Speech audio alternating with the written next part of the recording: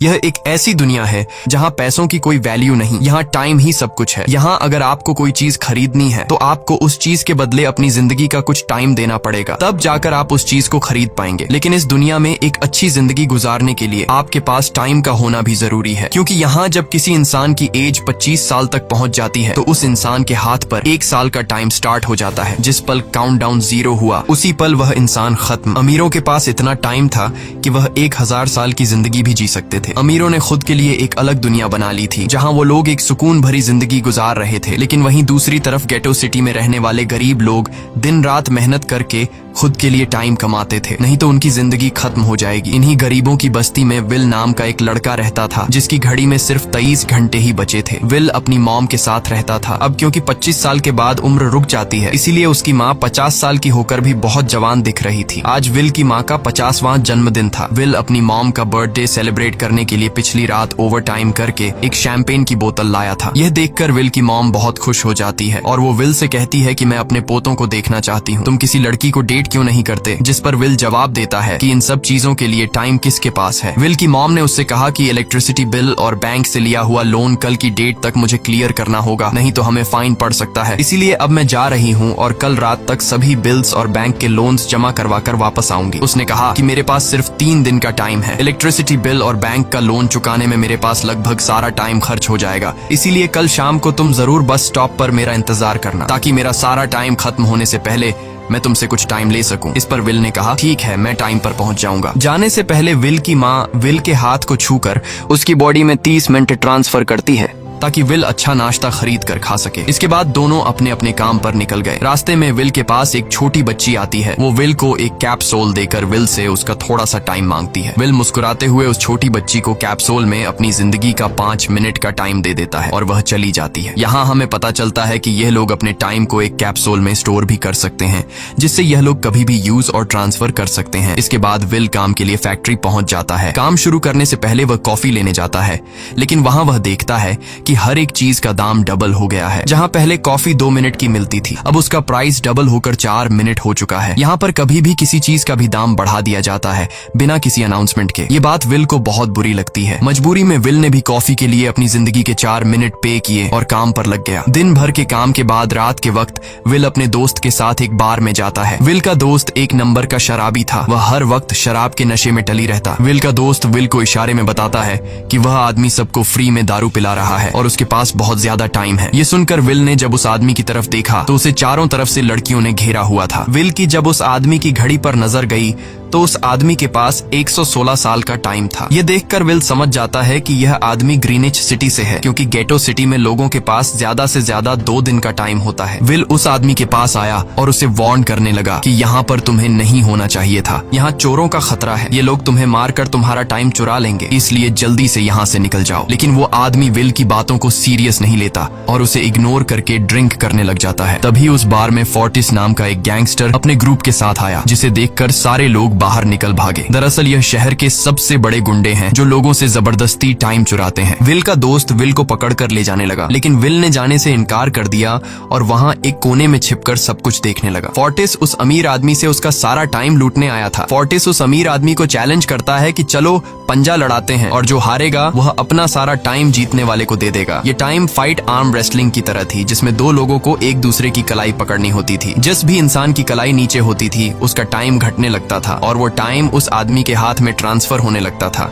जिसकी कलाई ऊपर होती थी। इस तरह जीतने वाला इंसान सारा टाइम उस दूसरे आदमी से अपनी बॉडी में स्टोर करके उसे मार देता। फोर्टिस उस आदमी से कहता है, क्या तुम इसके लिए तैयार हो? इस पर उस अमीर आदमी ने कहा कि मैंने बहुत ज्यादा ड्रिंक की हुई है, इसलिए मुझे कुछ टाइम चाहिए, उसके बाद मैं तुम्हारे चैलेंज के लिए तैयार हूँ। फोर्टिस कहता है कि ठीक है, ये तुम्हारी आखिरी ख्वाहिश है, जाओ, मैं तुम्हें तैयार होने के लिए कुछ मिनट देता हूँ। फोर्टिस उसके साथ अपना एक आदमी भी भेज देता है ताकि यह भाग न सके। वो अमीर आदमी बाथरूम में आकर बहुत ज्यादा उल्टियां करने लग जाता है, क्योंकि उसे काफी चढ़ गई थी। इसलिए अगर वो इस हालत में फोर्टिस से पंजा लड़ता तो इस अमीर आदमी का हारना कंफर्म था। तभी विल वहाँ पर आ जाता है। वो फोर्टिस के आदमी को मारकर उस अमीर आदमी को अपने साथ उस जगह से बाहर निकाल लेता है और उसे फोर्टिस से बचाकर एक सेफ जगह पे ले आया। विल ने उस अमीर आदमी से कहा कि मैंने तुमसे कहा भी कि तुम्हारी जान को खतरा है, तुम जानबूझकर अपना टाइम क्यों बर्बाद कर रहे हो। वो आदमी विल को अपना नाम हेनरी बताता है और वो विल से पूछता है कि तुम्हारी उम्र कितनी है। विल ने बताया 28 साल। हेनरी ने कहा मेरी मेरी उम्र 105 साल है और अब मैं जिंदगी से थक चुका हूँ। मैंने अपनी लाइफ में हर एक चीज का मजा लिया है और अब मुझे इस जिंदगी की जरूरत नहीं है। मैं जीना नहीं चाहता। ये सुनकर विल ने हैरानी से पूछा, आखिर तुम कहना क्या चाहते हो? इस पर हेनरी ने कहा, लगता है तुम अब तक हकीकत से अनजान हो। क्या तुमने कभी सोचा है कि इस दुनिया में अलग अलग टाइम जोन्स क्यों बनाए गए हैं?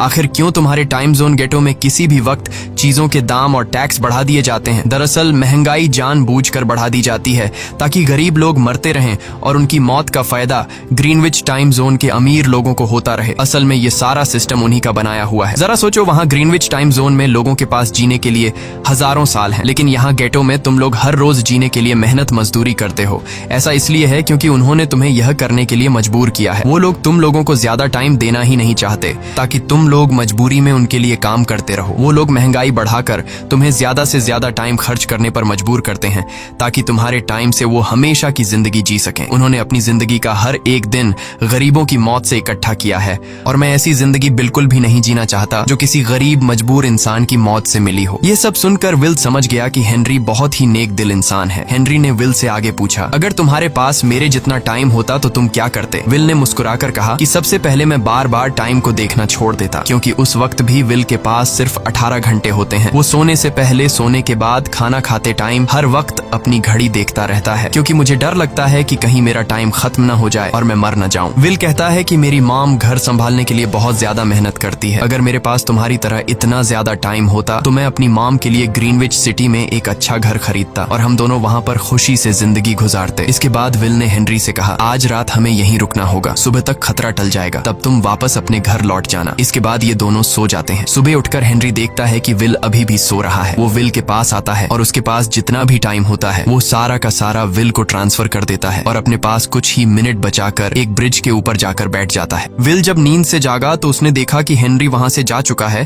तभी हमेशा की तरह नींद से जागने के बाद विल ने अपनी घड़ी में नजर डाली। विल की घड़ी में 116 साल ऐड हो चुके थे। यह देखकर उसकी आंखें खुली की खुली रह गईं। उसे लगा कि वो अभी भी नींद में है और सपना देख रहा है। इसी दौरान विल की नजर विंडो पर पड़ी जिस पर लिखा था, मेरा टाइम बर्बाद मत करना। वो समझ जाता है कि हेनरी ने मुझे अपना सारा समय दे दिया है। तभी विल ने हेनरी को दूर एक ब्रिज के किनारे पर बैठे देखा। विल जल्दी से हेनरी की तरफ भागा, लेकिन अब बहुत देर हो चुकी थी क्योंकि हेनरी के पास अब बस कुछ ही सेकंड्स बचे थे और थोड़ी देर बाद वो एक झटके से मरकर ब्रिज से नीचे पानी में गिर गया। विल को हेनरी की मौत का बहुत ज्यादा दुख होता है। अब विल के पास 116 साल की जिंदगी थी और वो समझ जाता है कि अगर मैं यहाँ पर रहा तो लोग समझेंगे कि हेनरी को इसी ने मारा है। विल जल्दी से अपने दोस्त के पास जाता है। विल का दोस्त विल के हाथ में इतना सारा टाइम देखकर शॉक रह जाता है, जिसके बाद विल ने अपने दोस्त को दोस्ती की खातिर 10 साल का टाइम दिया। ये देखकर विल का दोस्त उसका दिल से शुक्रिया अदा करता है। विल कहता है कि यहाँ रहना मेरे लिए अब ठीक नहीं, क्योंकि इतने ज्यादा टाइम को देखते हुए मेरा टाइम छीनने के लिए कोई भी मुझे मार सकता है। अब मैं अपनी माँ के लिए ग्रीनविच सिटी में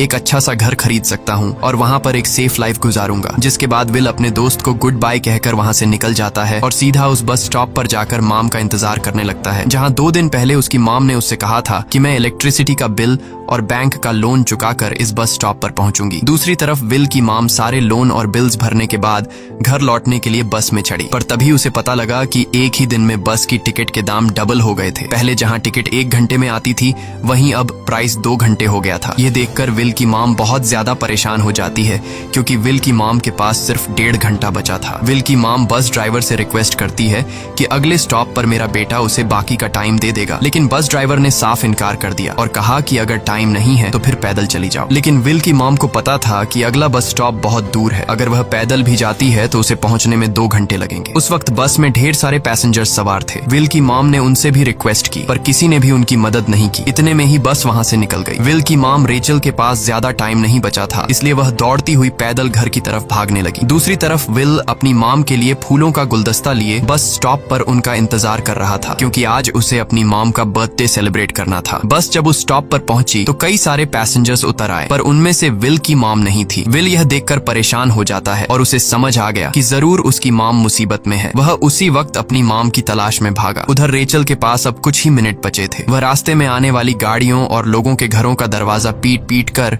उनसे थोड़ा समय उधार मांग रही थी, लेकिन कोई भी उसकी मदद करने को तैयार नहीं था। इधर विल जब कुछ दूर गया तो उसे उसकी मॉम दौड़ती हुई नजर आ गई। अपनी मॉम को भागते हुए देख विल समझ गया कि उनके पास ज्यादा टाइम नहीं है। वह अपना हाथ आगे करके तेजी से उनकी तरफ दौड़ने लगा। उधर रेचल के पास अब सिर्फ 10 सेकंड्स ही रह गए थे। वह भी पूरी तेजी से विल की ओर भाग रही थी, लेकिन जैसे ही रेचल अपने बेटे विल के पास पहुंची, उसका टाइम खत्म हो जाता है और वह मर जाती है। यह देखकर विल को बहुत दुख होता है, क्योंकि उसने अपनी मॉम के लिए क्या कुछ नहीं सोचा था। वह चीख चीख कर रोने लगा। अगली सुबह तक हेनरी की डेड बॉडी टाइम कीपर्स को मिल चुकी थी। ये टाइम कीपर्स वहां पर इन्वेस्टिगेशन करते हैं। आज की दुनिया में टाइम कीपर्स होते थे जो पुलिस की तरह थे। इन टाइम कीपर्स का काम भी क्राइम को रोकना होता है। टाइम कीपर्स के ऑफिसर रेमंड ने उस जगह में अच्छी तरह से जांच की, लेकिन उसे कोई भी क्लू नहीं मिला। तभी रेमंड की नजर उस ब्रिज के पास लगे सीसीटीवी कैमरा की तरफ गई। वह सीसीटीवी फुटेज चेक करने सीसीटीवी रूम के लिए निकल पड़ा। दूसरी तरफ विल समझ चुका था कि उसकी मॉम की मौत के लिए ग्रीनिच में रहने वाले अमीर लोग ही जिम्मेदार हैं,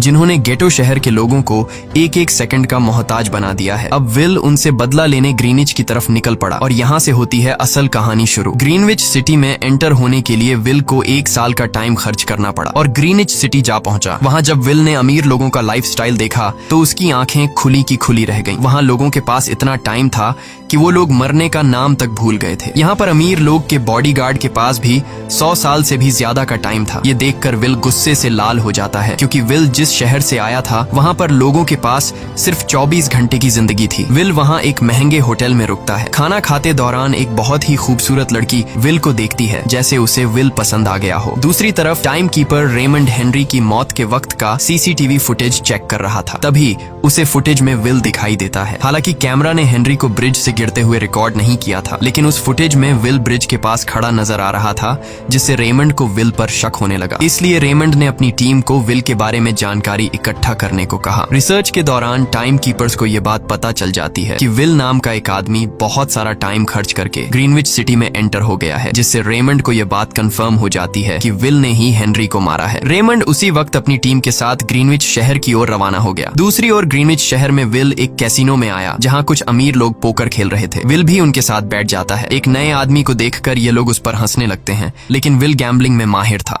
आज उसके लिए अमीरों से पैसे निकालने का सबसे अच्छा मौका था। विल ने फिलिप नाम के एक रईस आदमी के साथ पोकर की बाजी खेली। फिलिप यहाँ का सबसे रईस इंसान है। उसके पास खुद का एक टाइम बैंक है जो लोगों को लोन पर टाइम देता है। फिलिप के साथ उसकी डॉटर भी बैठी होती है। यह वही लड़की है जो कुछ देर पहले विल को गौर से देख रही थी। गेम जब शुरू हो जाती है तब विल अपनी लाइफ का सारा टाइम दांव पर लगा देता है और अपनी माइंड के बदौलत वो फिलिप से 1100 साल जीत जाता है। यह देखकर फिलिप की बेटी सिल्विया विल से काफी ज्यादा इम्प्रेस हो जाती है। उसने विल को कल रात अपने घर पार्टी पर इनवाइट किया। फिर अगली शाम विल एक नई नवेली कार खरीदकर फिलिप की पार्टी में जा पहुंचा। वहीं पार्टी के दौरान विल और सिल्विया डांस करने लगते हैं और सिल्विया मन ही मन विल को दिल दे बैठी। वो अपनी दिल की बात विल से करने ही वाली थी कि तभी टाइम कीपर रेमंड अपनी टीम के साथ वहां पहुंचता है और विल को पकड़ लेते हैं। विल को खूनी समझकर सिल्विया भी उससे नाराज हो गई। रेमंड ने सबसे पहले विल का सारा टाइम उससे छीनकर सिर्फ 2 घंटे दिए। उसके बाद वो विल को हेनरी के खून के इल्जाम में गिरफ्तार करने लगा। रेमंड विल से पूछता है कि तुमने हेनरी को क्यों मारा। विल उसे कहता है कि मैंने उसे मारा नहीं था,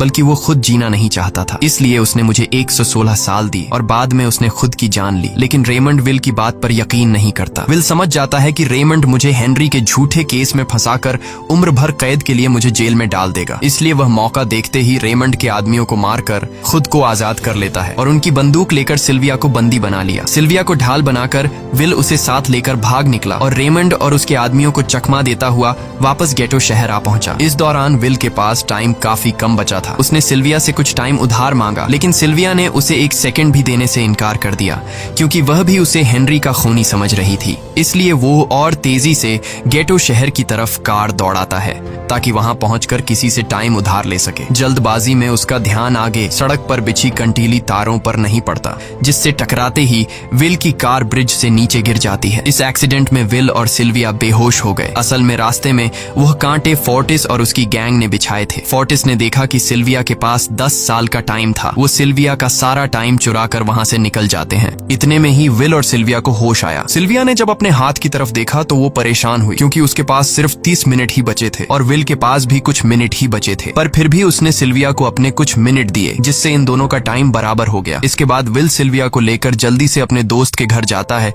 जिसे उसने 10 साल दिए थे। जब उसके दोस्त की वाइफ ने दरवाजा खोला और उसने विल को देखा तो उसने विल से नाराजगी जताते हुए कहा, तुम्हारे दिए हुए 10 साल ने मेरे हस्बैंड की जान ले ली। उसने सारा टाइम शराब में उड़ा दिया जिससे उसकी मौत हुई। ये सुनकर विल मायूस हो गया, लेकिन अब इन दोनों के पास भी ज्यादा टाइम नहीं था। अगर यह दोनों जल्दी से कुछ नहीं करते तो इनकी भी मौत पक्की थी। तभी विल ने सिल्विया के कानों में ईयरिंग देखी जो हीरे की थी। उसे बेचकर विल और सिल्विया को 2 दिन का टाइम मिल गया। इसके बाद विल सिल्विया को लेकर फोन बूथ पर आया। उसने सिल्विया के पिता फिलिप को कॉल किया और बताया कि उसकी बेटी अब तक सही सलामत है। उस वक्त रेमंड भी फिलिप के पास ही मौजूद था और विल को भी पता था कि रेमंड भी वहाँ मौजूद है। विल ने सिल्विया को छोड़ने के बदले 10,000 साल का टाइम मांगा और वो 10,000 साल टाइम बैंक के जरिए गरीब लोगों में बांटने को कहा और कल सुबह तक का टाइम दिया। हालांकि फिलिप के लिए यह रकम कुछ भी नहीं थी, पर फिलिप किसी भी कीमत पर गरीबों को टाइम नहीं देना चाहता था। इधर विल सिल्विया को अपने घर ले आया जहां पर दोनों सुबह होने का इंतजार कर रहे थे। इसी दौरान सिल्विया ने विल से पूछा कि उसकी फैमिली कहाँ है। इस पर विल ने बताया कि पिछली रात ही टाइम न होने की वजह से मेरी माँ की डेथ हुई। ये सुनकर सिल्विया को बहुत बुरा लगता है और उसे एहसास होता है कि यहाँ गरीब लोग हर पल मौत के डर में जीते हैं। उन्हें एक दिन का टाइम कमाने में कितनी मेहनत करनी पड़ती है। अगली सुबह बैंक खुलते ही विल और सिल्विया खिड़की से बैंक पर नजर रखने लगे, लेकिन बैंक ने गरीबों में टाइम नहीं बांटा। सिल्विया यह देखकर बहुत मायूस हो गई कि टाइम के आगे उसके पिता के लिए अपनी बेटी की भी कोई कीमत नहीं थी। अब सिल्विया को समझ आ गया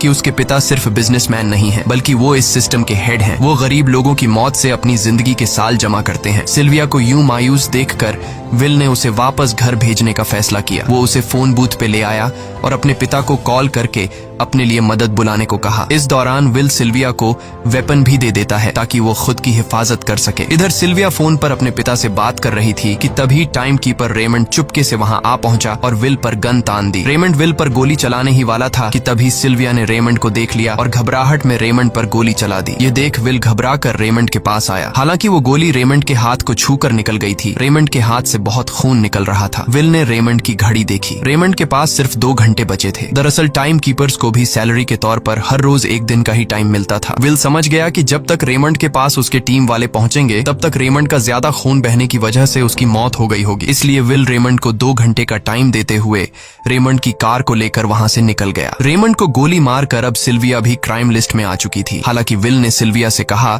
कि वो अभी इन सब से निकल सकती है, लेकिन ग्रीनिच में सिल्विया की जिंदगी पिंजरे में कैद पंछी की तरह थी। उसके पिता फिलिप ने उस पर बहुत सारी पाबंदियां लगा दी थीं, पर यहाँ आकर उसे आजादी का एहसास हो रहा था क्योंकि यहाँ वो अपनी मर्जी की मालिक थी और सिल्विया समझ जाती है कि यहाँ पर लोगों के साथ गलत हो रहा है। अब वह भी गरीबों को उनका हक दिलाने में विल के साथ थी। विल और सिल्विया ने मिलकर अमीरों को लूटना शुरू कर दिया। सिल्विया जो कि ग्रीनिच सिटी के चप्पे चप्पे से वाकिफ थी, इसलिए इन दोनों ने प्लान बनाया कि वो ग्रीनिच सिटी में बैंक से टाइम कैप्सूल चुराएंगे और उनको गरीबों में बांट देंगे। सिल्विया ने सबसे पहले अपने पिता फिलिप के कई सारे बैंक्स में डाका डाला क्योंकि फिलिप ने गरीबों की मौत से वह सारा टाइम इकट्ठा किया था। इन दोनों ने तिजोरी से सभी टाइम कैप्सूल एक बैग में पैक करके वहां से निकल गए और उन्हें गरीबों में बांटने लगे। इतनी बड़ी चोरी करने के बाद अब सरकार भी इन दोनों से तंग आ चुका था, इसीलिए सरकार ने इन दोनों के सर पर 10 साल का टाइम इनाम रख दिया। ये खबर सुनते ही गैंगस्टर फोर्टिस अब इन दोनों को कुत्ते की तरह ढूंढने लगा, लेकिन विल और सिल्विया हर रोज अपना ठिकाना बदलते रहते थे जिससे वो किसी के हाथ नहीं आते थे। यह दोनों एक होटल में छुपे हुए थे। इनके पास टाइम की कमी तो थी नहीं, इसलिए उन्होंने पूरे होटल को ही बुक कर लिया था। फोर्टिस इन दोनों की तलाश में उस होटल के बाहर आ पहुंचा। वहां उसने कुछ लोगों को पकड़कर उनसे विल और सिल्विया के बारे में पूछने लगा, लेकिन उन लोगों पर विल और सिल्विया के बहुत एहसानात थे, इसलिए ये लोग मरने के लिए तो तैयार थे, पर विल और सिल्विया का ठिकाना बताने के लिए तैयार नहीं थे। लेकिन जब फोर्टिस ने उन लोगों पर बहुत ज्यादा जोर जबरदस्ती की तो उनमें से एक बंदा मौत के डर से फोर्टिस को उस होटल के बारे में बता देता है जहां विल और सिल्विया छुपे हुए थे, जिसके बाद फोर्टिस फौरन अपनी गैंग के साथ वहां पर पहुंच जाता है और इन दोनों को पकड़ लेता है। अब विल और सिल्विया का उनसे बच पाना नामुमकिन था। फोर्टिस ने विल को एक टेबल पर बैठा दिया और उसे टाइम फाइट के लिए चैलेंज किया। विल समझ गया कि अगर मैंने चैलेंज से इनकार किया तो फोर्टिस के गैंग वाले लोग मुझे मार देंगे, इसलिए क्यों ना आज इसके साथ पंजा आजमाया जाए। फोर्टिस और विल ने एक दूसरे की कलाई पकड़ ली और मौत का खेल शुरू हुआ। फोर्टिस माहिर खिलाड़ी था, उसने शुरुआत में ही विल का हाथ नीचे कर दिया, जिससे विल का टाइम तेजी से फोर्टिस में ट्रांसफर होने लगा। लेकिन विल बिल्कुल जोर ही नहीं लगा रहा था, जैसे कि वो जानबूझकर हार रहा हो। पर जैसे ही विल के पास अपनी लाइफ के 3 से 4 सेकंड बचे, तभी विल ने ने अपनी पावर दिखाई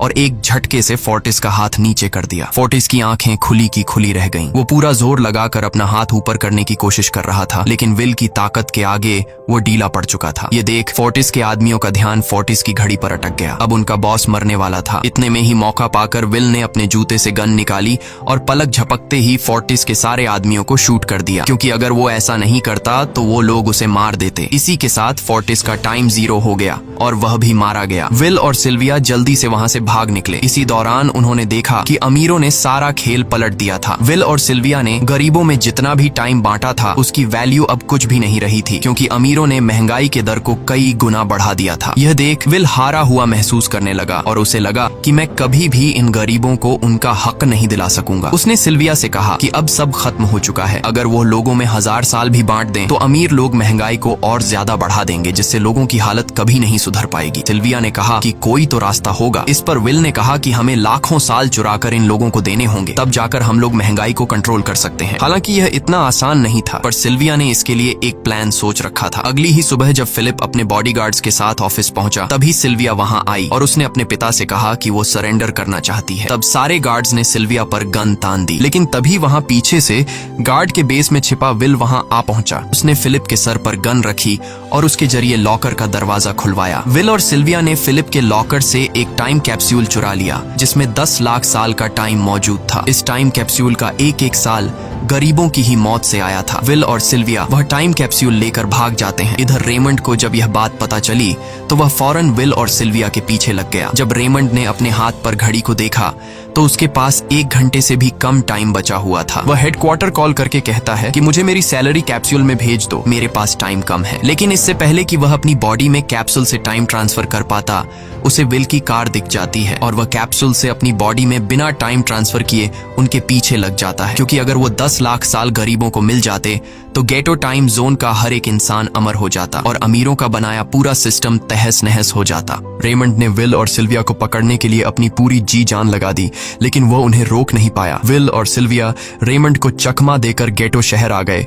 और वह टाइम कैप्सूल एक बच्ची के हाथों में सौंप दिया। उन्हें पता था कि रेमंड सीधा हमारे पीछे गीटो शहर पहुंचेगा, इसलिए उन्होंने इस जगह को छोड़कर एक सुनसान जगह पर चले गए। उधर उन्होंने गीटो शहर के लोगों में लाखों साल बांटकर उन्हें अमर कर दिया था, लेकिन खुद इन दोनों के पास बहुत ही कम टाइम बच जाता है। बदकिस्मती से उसी पल रेमंड ने उन्हें पकड़ लिया। रेमंड ने विल को धमकी देते हुए कहा, अगर तुम्हें अपनी जान प्यारी है तो चुराया हुआ सारा टाइम वापस कर दो। तब विल ने उसे अपनी घड़ी का समय दिखाया। विल और सिल्विया के पास कुछ ही मिनट बचे थे। विल ने रेमंड से कहा, कहीं तुम भूल तो नहीं गए? याद है जब तुम मरने वाले थे तो मैंने तुम्हें कुछ टाइम उधार दिया था। टाइम तो तुम्हें मुझे वापस करना चाहिए। यह सुनकर रेमंड को याद आया कि विल और सिल्विया को पकड़ने की जल्दी में उसने अपने टाइम पर ध्यान ही नहीं दिया। जब उसने अपनी घड़ी पर नजर डाली तो उसके पास सिर्फ 5 सेकंड ही बचे थे, जो देखते ही देखते 0 हो गए और रेमंड मारा गया। विल और सिल्विया रेमंड से तो बच गए थे, पर इन दोनों के पास भी अब सिर्फ एक मिनट ही बचा था। ऊपर से उस सुनसान इलाके में उनकी मदद करने वाला भी अब कोई नहीं था। उन्हें अपनी मौत साफ नजर आ रही थी। इन दोनों ने मायूस होकर एक दूसरे को गले लगाया और तभी विल को रेमंड की कार नजर आई। विल फौरन कार की तरफ भागा